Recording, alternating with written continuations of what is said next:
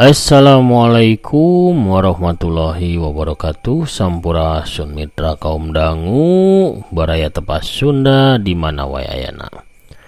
Wilujeng wengi wilujeng patepang dangu deui pamirsa sareng aki di acara maneh nyaeta dongeng Sunda di kanal YouTube Tepas Sunda. Urang ngeureuyeuh neraskeun deui hanca anu katunda dina jejer lakon Satria Langlang Jagat anu tos dugi ka bagian 185.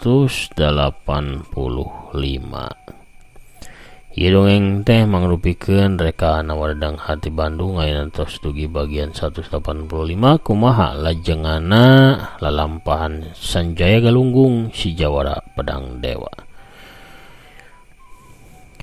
Daramang sadayana alhamdulillah upami daramang manya mugi-mugi wae sadayana tetep dipaparinan kasehatan lahirna sinareng batina. Dijembarkeun manahna digambilkeun rezekina sarta ditebihkeun dina sagala rupi mara bahaya amin ya rabbal alamin. Kangge anu nembean pisan manco nembean pisan ngadangukeun ieu dongeng mangga ulah asa-asa kantun di subscribe wae nya. Ditoel palebah tombol loncengna supados aya notifikasi upami aki neraskeun hanca dongeng. Hatur nuhun ka sadayana parantos subscribe, like, komen, oge nge-share dongeng-dongeng aki. Boka medsos, grup Facebook, Instagram, Telegram, sareng sanes-sanesna deui hatur nuhun pisan. Urang ngeureuyeuh dongengna urang ngamparkeun deui sama kabuitanana. Urang sasarengan ngareah-reah seni dongeng Sunda supados tetep aya, tetep rame, tetep najer, tetep waluya di negeri nyalira, teka silih ku zamannya, teka silih ku wanci, teka gerus ku zaman. Patuh parasamakna sor haya awug bisarwitina mangga kaparayun sadayana prung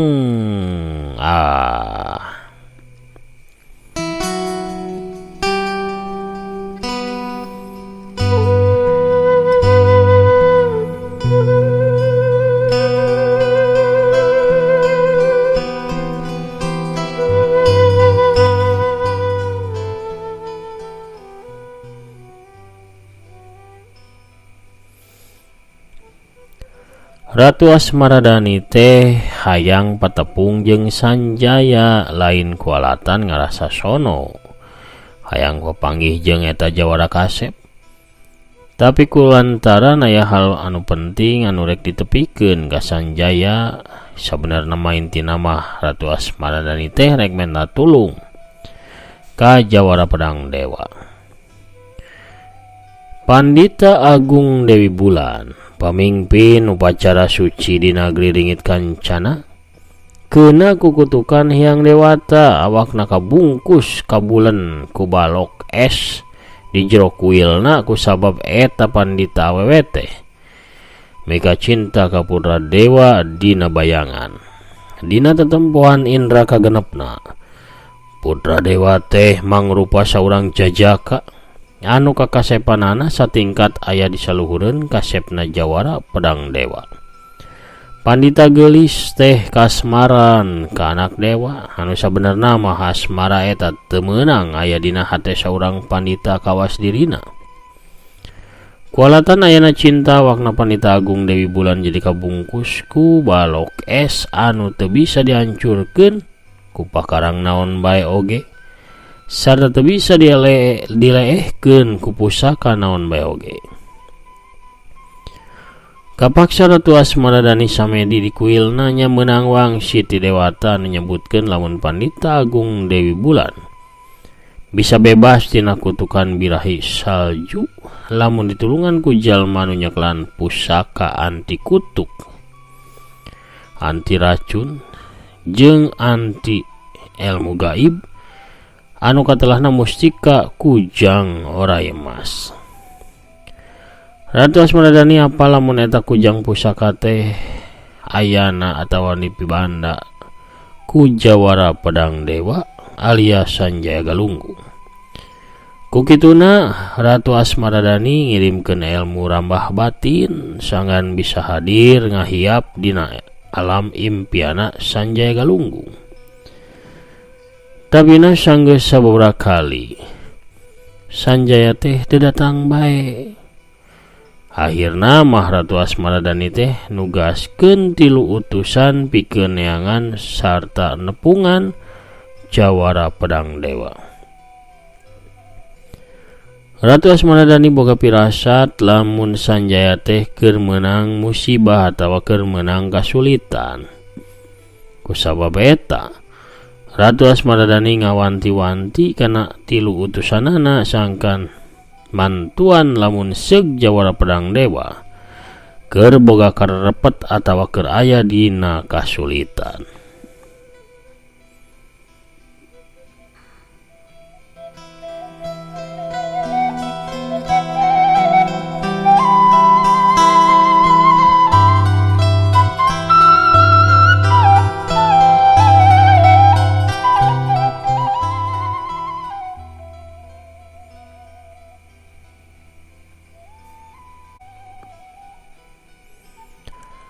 Kasulitan utama Sanjaya mah sebenarnya masalah leungitna pedang kayu kilat.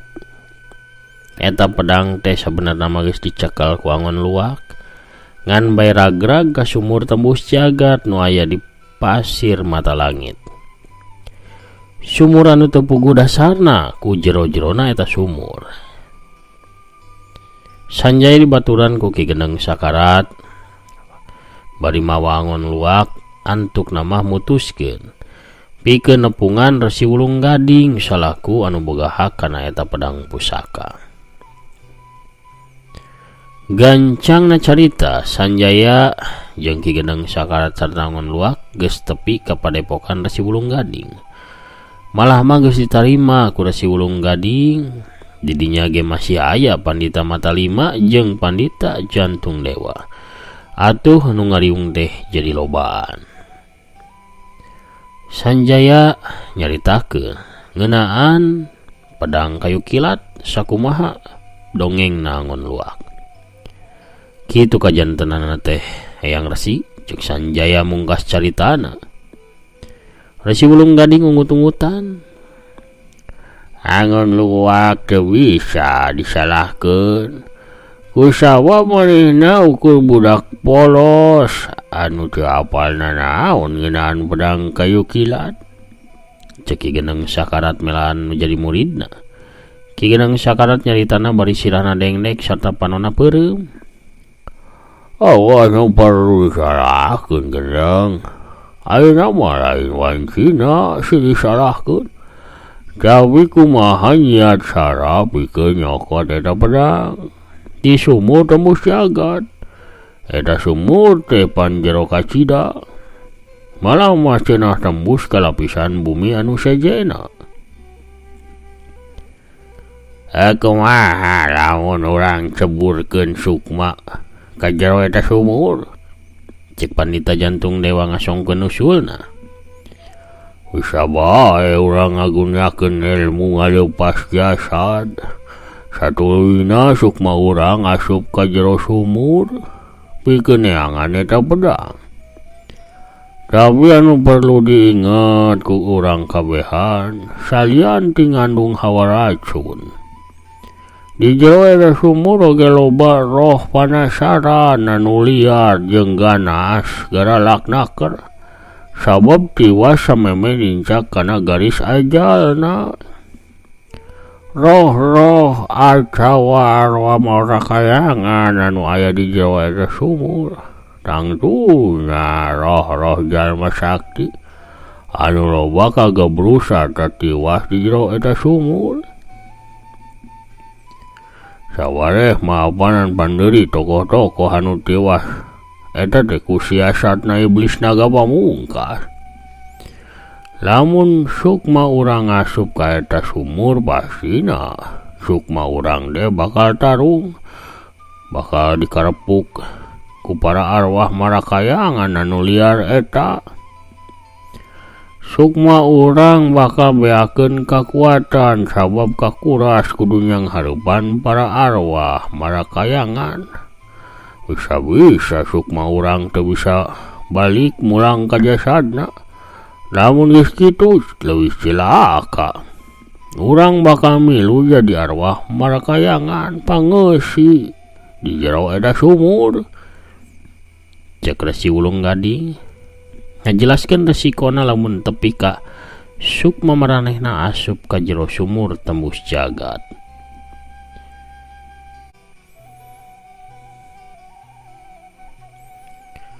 Kuring sanggup ngalakukeunana, cek Sanjaya ngawanikeun maneh ngasongkeun diri. Benar hidup sanggup ngalakukeunana, tanya Ki Gendeng Sakarat. Sanggup Ki ngan bae kuring teh can pernah diajar ilmu ngaleupas jasad kawas anu dipibanda ku para kasepuhan. Walon Sanjaya, lamun hidup bener sanggupkeun, ngan bakal nurunkeun eta ilmu liwat samedi. Tapi lamun tepi ka hidup gagal narima eta ilmu, sakujur awak hidup teh bakal gareuneuk. Teu sawias-wias sayang Resi. Abdi siap pikeun narima resikona upami gagal. Urang luan teh kudu samedi di guha Getah Tumbal, cek Resi Ulung Gading deui. Nah, samedi kudu di guha Getah Tumbal, tanya Pandita Mata Lima. Sabab guha Getah Tumbal teh mibanda kakuatan gaib anu bisa ngagancangkeun turuna ilmu. Lamun di tempat sejen perlu waktu samedi saminggu atau 2 minggu, di guha Getah Tumbal mah paling 3-4 poe geus cukup. Walon Resi Ulung Gading. Geus kitu mah Sanjaya teh dibawa ku Resi Ulung Gading pikeun bareng samedi di guha Getah Tumbal. Eta sababna sawaktu Ratu Asmaradani ngagunakeun ilmu rambah batina pikeun sabora kali hadir dina impiana Sanjaya.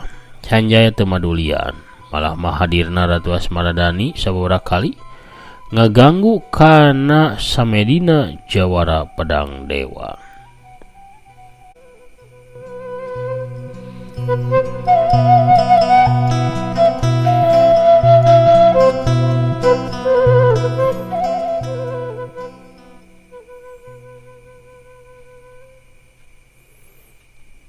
Geus 3 poe nganti wengi jeung 2 baturna kukulibekan nyiaran jawara pedang dewa. Tapi acan keneh panggih bae. Sedengkeun Sanjaya geus 3 poe samedi sarta harita teh keur ngajoprak di jero guha kusabab awakna garareuneuk ku alatan gagal narima ilmu ngaleupas jasad anu diturunkeun ku Resi Ulung Gading. Gagalna Sanjaya kusabab sabaraha kali kaganggu samedina ku kehadiran Ratu Asmaradani dina alam samedina. Sabenerna mah Sanjaya teh bisa ngagunakeun ilmu tawa kakuatan nyaeta pamere ti Ratu Kartikasari, calon minantuna nyaeta Ratu Kerajaan Goib Gerbang Surgawi, ku cara ngusap tanda beureum anu aya dina tarangna teh sarta asup kalam goib. Ngan bae sawaktu Sanjaya rek ngalakukeunna atawa rek nyobaan, aya sora tanpa katinggalan nyaeta sorana Ratu Asmaradani Ratu Kartikasari anu ngabejaan lamun tepi ka Sanjaya ngagunakeun kaleuwihan pamerena eta bakal ngaleungit kakuatanana mun seug asup ka jero sumur tembus jagat anu memang geeuman sarta dicicingan ku tokoh tokoh gaib atau roh-roh marakayangan para jawara kahot anu pernah tigebrus asup ka jero eta sumur. Sabab eta Sanjaya teh teu wani ngagunakeunna. Sanjaya teu apaleun lamun keur diteteangan ku nganti wengi jeung batur-baturna. Nu Sanjaya apal ukur kehadiran Ratu Asmarandani anu ngahiapna, tapi Sanjaya harita teu ngawaro. Kocapkeun di basisir kaler. Nganti wengi geus ngariung deui jeung Kusuma Sumi sarta Pita Biru. Satiluna taya anu hasil bisa manggihan jawara pedang dewa. Hanas dipapaksa dibebedol sugan teh jawara pedang dewa pek teh ngaran aslina Sumargono. Pantesan manehna teh mugen teu daek milu. Ceuk Kusuma Sumi nyaritakeun pangalamanana sawaktu neneangan Sanjaya. Nah manehna teh kasep? Tanya nganti wengi. Teu pati kasep sih, tapi make papakean sing sarua bodas sanajan geus rada dekil ge. Walon Kusuma Sumi deui. Emangna umurna sakumaha? Tanya nganti wengi deui. Umurna 50 tahunan. Ngaco. Ieu Sanjaya Galunggung mah masih ngora. Saluhureun kuring paling ge. Hanyakalnya Sumi sawaktu jawara pedang dewa datang ka negeri Ringit Kancana, urang duaan keur ngajalankeun tugas ka Pulau Gayung. Jadi we urang teu apal sakumaha kasepna jawara pedang dewa teh, ceuk Pita Biru. Nya, jadi we hate teh penasaran pisan hayang nempo rupana. Walon Kusuma Sumi. Sanggeus ngahulang sakedeung pikeun mikir pok nganti wengi teh nyarita deui. Urang teh kudu nepungan Sumbaruni di pasisir pasir Semprani. Nah manehna teh wawuh kitu jeung jawara pedang dewa. Tanya Kusuma Dewi deui. Lain wawuh deui malah mah Sumaruni teh meka cinta pisan ka jawara pedang dewa teh. Walon nganti wengi. Wah, lamun kitu mah tuh buah-buah jawara pedang dewa nage geus betah ngahep-hep dikekepan ku Sumaruni, ceuk Kusuma Dewi bari mesem. Ulah ngahayal nu aneh-aneh ye Sumi. Leuwih hade ngabayangkeun Sanjaya aya dina kasulitan. Misalna bae Sanjaya keur dikerekep ku maung. Cek nganti wengi anu masih nyimpan rasa cinta ka Sanjaya kaduruk rasa timburuna ku caritaan Kusuma Sumi. Urang ka ditu terek babarengan ngabring atawa kumaha ieu teh? Tanya Pita Biru. Ulah, kuring rek mapai jalan basisir tah. Kusuma Sumi jeung Anjeun Biru ngagunakeun jalan leuweungnya. Nya susuganan we di jalan urang patepung jeung jawara pedang dewa. Kayak urang kumpul di basisir pasir Semprani. Kumaha tah lamun urang panggih jeung jalma-jalma urang detak maut? Tanya Kusuma Sumi. Sabisa-bisa mah singkahan atawa ulah benrok deui. Tapi lamun maranehna maksa nya kumaha deui atuh layanan beh.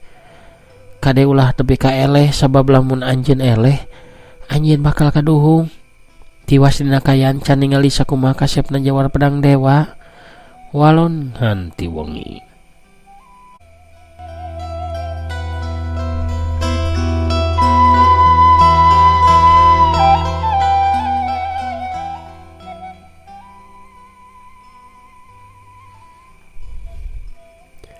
Kusuma Sumi jeung Pita Biru seuri tapi seurina teu kebat sabab kaburu aya anu ngaborelak. Bodas beri aya buntutan warna beureum ngadius ngarah ka Pita Biru. Untungna Pita Biru teh mibanda gerak naluriah anu alus. Sawaktu ngarasakeun aya angin bahaya manehna gancang ngamundurkeun badanna ka tukang. Hut. Hiji peso balati anu aya rume-rume bereman ngaliwat di hareupeun beungeutna Pita Biru. Peso labas mengpeng ke arah nganti wengi, tapi nganti wengi sakilat ngegerakeun leungeun katuhuna ka hareum. Utep dina 2 ramo nganti wengi nyelap hiji balati anu gagangna warna hideung sarta dihias ku rume-rume warna beureum. Nganti wengi langsung maledogkeun balati anu ditewakna ke arah rungkunan anu aya dina tatangkalan anu ngajajar. Hiu blewer wut bersat. Peso ngadius tarik ngaliwatan rungkunan. Tang kadenge sora balati ditakis ku pakarang sejena. Teuing ku peso deui teuing ku pedang atau ku bedog nya bisa oge ku tameng atawa dangdang. Pikeun mastikeunana Kusuma Dewi teh ngagentakeun leungeunna. Pikeun mastikeunana Kusuma Sumi teh ngagentakeun leungeunna.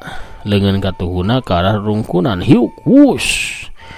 Tenggelan jarak jauh anu mangrupa hawa panas ngadius ngarah kana rungkunan. Kusrak bras. Jorelat. Kalayang. Jeleg. Aya jalma nu ngagajleng kaluar tina satukangan rungkunan. Tuluy nangtung ngajega 10 lengkah di hareupeun tilu utusan nagri Ringgit Kancana. Jalma nu kakarak muncul teh sioreng saurang Jajaka Ngora umuran 21 taun. Awakna jangkung dedeg gagah sembada, beungeutna kasep irungna mancung. Panonna bersih iuh bibirna rada galing dihias ku kumis ipis anu ngajiripit matak ngagoda para wanoja. Bukna nu panjang galing muntang teh dibeungkeut ku lempengan perak anu dihias ku batu-batuan warna beureum jeung hejo. Eta Jajaka kasep teh make papakean tina kain saten anu herang warna wungu, mantes pisan jeung kulitna anu koneng umyang. Leungeun katuhuna nyekelan pedang ponok anu bieu mereundit pake nakis peso balati.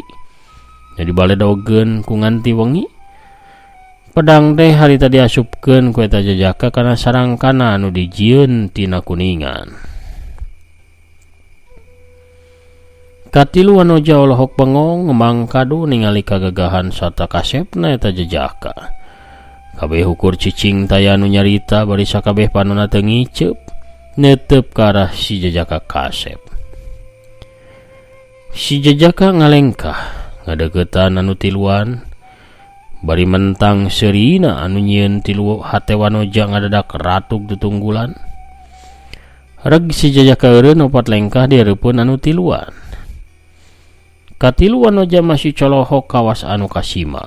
Tapi ka serina si Jajaka teh rubah jadi dehem. Kakara kadenge sorana nganti wengi nyarita. Naon maksud anjeunna rajang kakuring? Ningali kagelisan anjeun tiluan. Kuring curiga. Boa-boa anjeun tiluan teh urang-urang Ringgit Kancana. Walon si Jajaka. Kecurigaan anjeun teh salah. Tuluy naon anu dipikahayang ku anjeun sanggeusna apal kami ti nagri Ringgit Kancana. Seri si Jajaka masih ngahias beungeutna anu kasep ngalempeleng koneng. Si Jajaka ngalengkah ka sisi salengkah bari panonna ngareret. Ayeuna mah manehna nangtung pas pisan pahareup-hareup lempeng jeung nganti wengi. Urang-urang Ringgit Kancana geus kawentar cenah gareulis sarta mibanda ilmu anu luhur. Matak eta kuring teh nyoba ku peso berkuring. Nyata bener pisan, hebat. Anjeun bisa newak sarta malikeun eta peso. Meh bae eta peso teh nurih kana kulit beheung kuring. Kadenge Pita Biru ngajerit hariwang teu sadar manehna geus nembongkeun rasa teu ridona lamun eta peso teh bener-bener nurih kana beheungna si Jajaka kasep. Pita Biru langsung ngebalieur ka arah sejen bari jeung era. Sabab Kusuma Sumi ngareret ka dirina bari baeud. Pita Biru sempet teu puguh rampa sabab diteuteub ku si Jajaka kasep. Pita Biru teh gancang pindah ka satukangan Kusuma Sumi. Si Jajaka masih nempokeun ka arahna. Pita Biru antukna nyumputkeun beungeutna nyusup dina tonggongna Kusuma Sumi.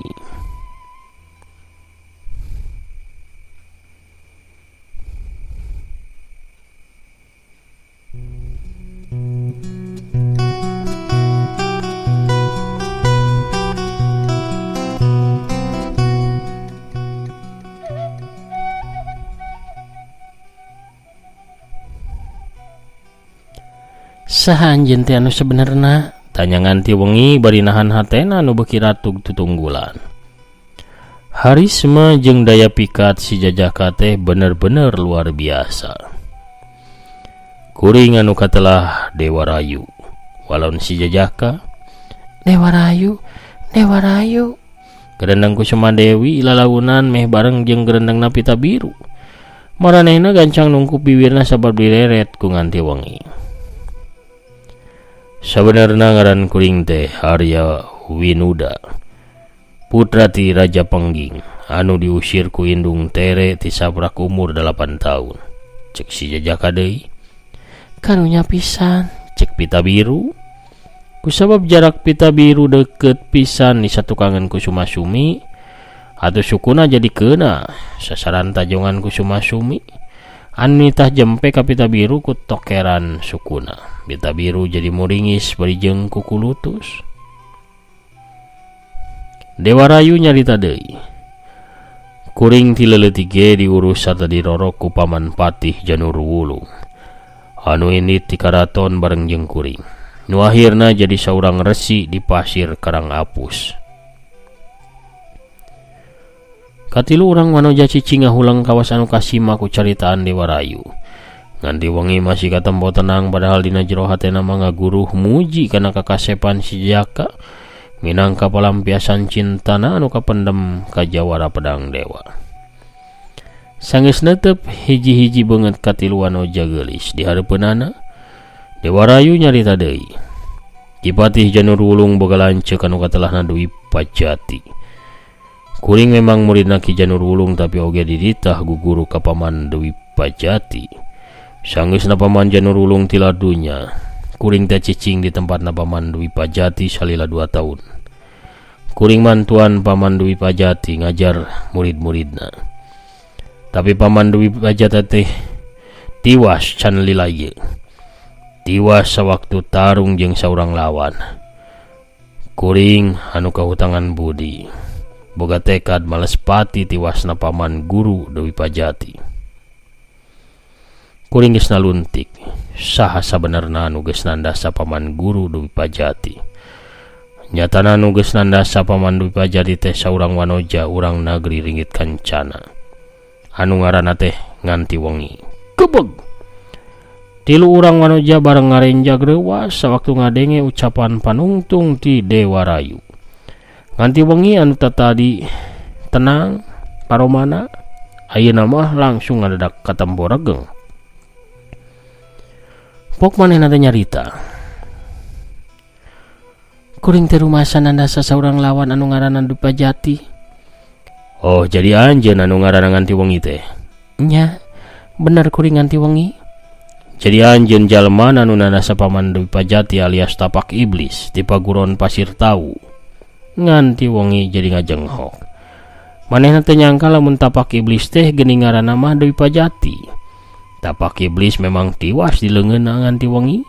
Sawaktu melaan jawara pedang dewa tina pitnahan disangka nandasa pusakya sarta maling keris setan dumung. Oge tina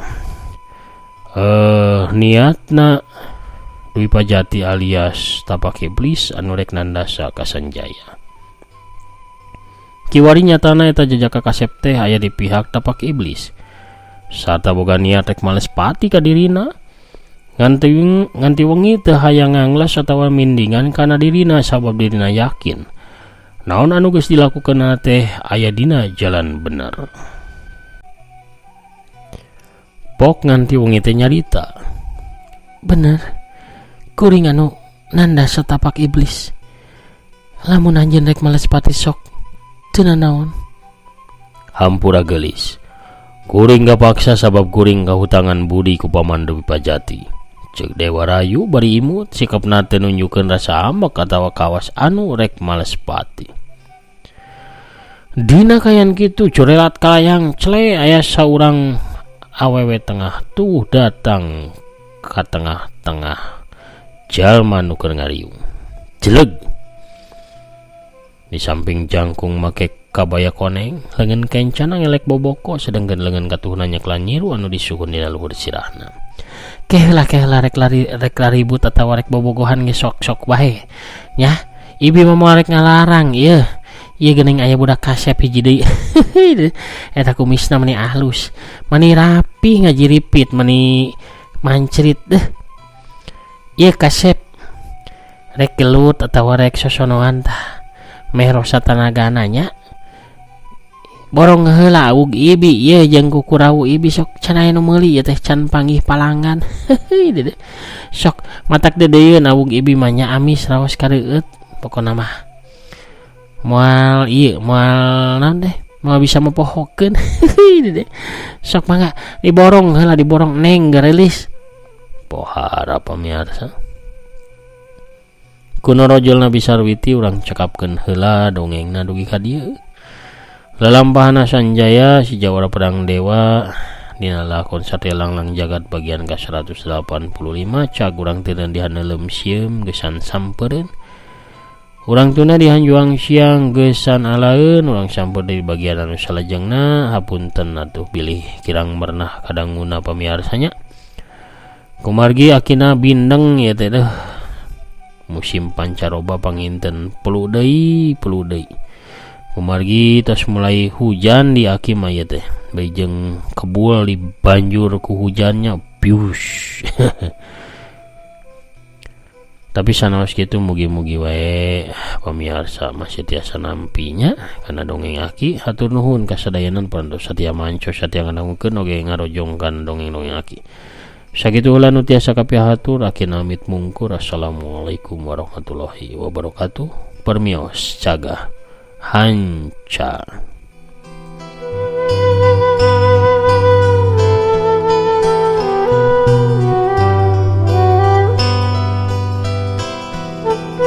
Thank you.